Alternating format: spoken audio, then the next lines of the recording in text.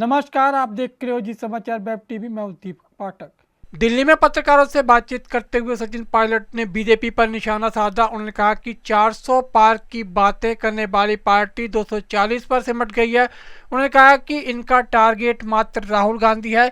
पत्रकारों के प्रश्नों का उत्तर देते हुए कहा कि बीजेपी को जब जब विपक्ष मजबूत होता है तो इन्हें घबराहट होने लगती है। पत्रकारों से बातचीत करते हुए कांग्रेस नेता सचिन पायलट ने आगे क्या कहा, आइए आपको सुनाते हैं।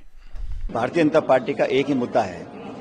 लोकसभा चुनाव में जब 400 की जगह 240 पे अटक गया कर, अब वो सिर्फ राहुल गांधी जी को टारगेट करने का काम कर रहे हैं।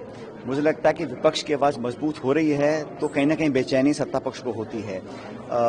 हम लोग हमेशा चाहते हैं कि जो दबे कुचले लोग हैं, गरीब हैं, किसान हैं, जो मध्यम वर्ग है, उनकी बातों को हम सदन में रखें, सदन के बाहर रखें।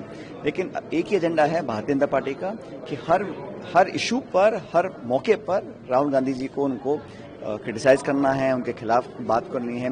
अब विधानसभा के चुनाव चल रहे हैं, जनता का जो माहौल है, जो मुझे लग रहा है वो कांग्रेस के पक्ष में है। उसको देखकर भी कहीं ना कहीं भाजपा के अंदर कुछ बेचैनी चिंता है, इसलिए इस प्रकार की बातें उनके नेता बोल रहे हैं।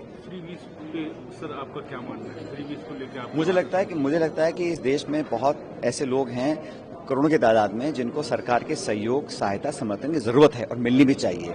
लेकिन ये वो सरकार है केंद्र की जो कहती है कि हम 80 करोड़ लोगों को फ्री में खाना दे रहे हैं, और फिर अगर कोई और दल बोलता है कि हम किसान को बिजली देना चाहते हैं या गरीब की मदद करना चाहते हैं, उसको रेवड़ी बोलते हैं। तो आप ट्रिलियन डॉलर इकॉनमी की बात करते हैं, अर्थव्यवस्था की बात करते हैं, फिर 80 करोड़ लोगों को फ्री में खाना देते हैं, और फिर बोलते हैं कि विपक्ष अगर बोलता है तो वो फ्री भी है।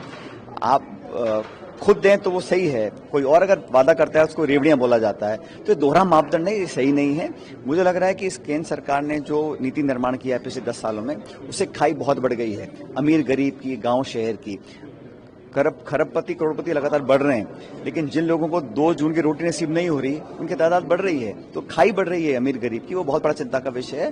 बेरोजगारी देश का सबसे ज्वलंत मुद्दा है, और मुझे लगता है कि सरकार ने वादा किया था 2 करोड़ रोजगार प्रतिवर्ष देने का, वो पूरी तरह विफल रही है। और उसी का परिणाम है कि आज जनता में गहरा संतोष है, खासकर युवाओं में। जो शिक्षित नौजवान है, लड़के लड़कियां हैं, उनको नौकरियां मिल नहीं रही हैं। तो सरकार के पॉलिसी फेलियर है कि रोजगार उपलब्ध कराने में बिल्कुल नाकामयाब रहे हैं।